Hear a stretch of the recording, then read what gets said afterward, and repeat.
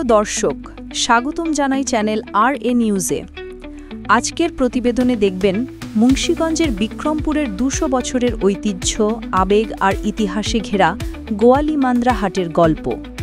মুন্সিগঞ্জ জেলার লৌহজং উপজেলার হলদিয়া ইউনিয়নে অবস্থিত গোয়ালিমান্দ্রা হাট ২ শতাব্দীরও পুরনো এক ঐতিহ্যবাহী বাজার। থেকে আসছেন? আমি আছি মুন্সিগঞ্জ দিঘির থেকে। কিরকম? মোটামুটি আলহামদুলিল্লাহ। তো প্রতি মঙ্গলবারে আসা হয়? প্রতি মঙ্গলবারে হয়। ইতিহাস অনুযায়ী প্রায় ২৭০ বছর আগে বিক্রমপুরের রাজা মহারাজ রাজবল্লভ ভারতের গয়া তীর্থে পুরোহিতদের দান দেন এখানকার জমি, আর সেখান থেকেই মান্দ্রা গ্রামের নাম হয় গোয়ালিমান্দ্রা। প্রতি মঙ্গলবার ভোর থেকে রাত পর্যন্ত বসে এই হাট। একসময় শুধু গবাদি পশুর হাট থাকলেও এখন তা রূপ নিয়েছে বহুমুখী বাণিজ্য কেন্দ্রে। এখানে বিক্রি হয় ছাগল, হাঁস মুরগি, কবুতর, তাজা সবজি, মিঠাই, দই, পরোটা, লুঙ্গি ও হাতে বানানো পাটি। দোকানদাররা তাদের কথা হইল যে স্বাধীনের পরে প্রথমে গিজারা দেখলাম যে ২৪ ঘন্টা আমাদের সার্ভিস দেওয়ার জন্য পাশে দাঁড়ায়।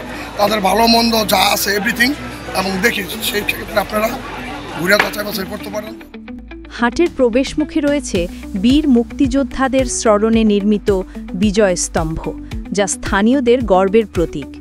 বর্তমান ইজারাদার মোহাম্মদ কাউসার শেখ বলেন, ২০০ বছরের ঐতিহ্যের এই হাটকে আগের রূপে ফিরিয়ে আনতে আমরা সব সমস্যার সমাধান করেছি এবং উন্নয়ন অব্যাহত রেখেছি।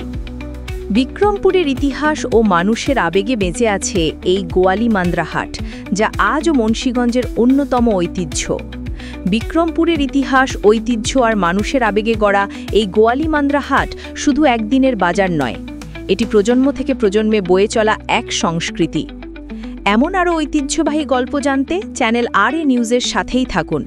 ভিডিওটি ভালো লাগলে লাইক, কমেন্ট ও শেয়ার করুন। আসলে এটা কি সরকারিভাবে হচ্ছে নাকি ব্যক্তিগতভাবে হচ্ছে? ওইটা সরকারিভাবে হচ্ছে, ওইটা এলজিডির কাজ।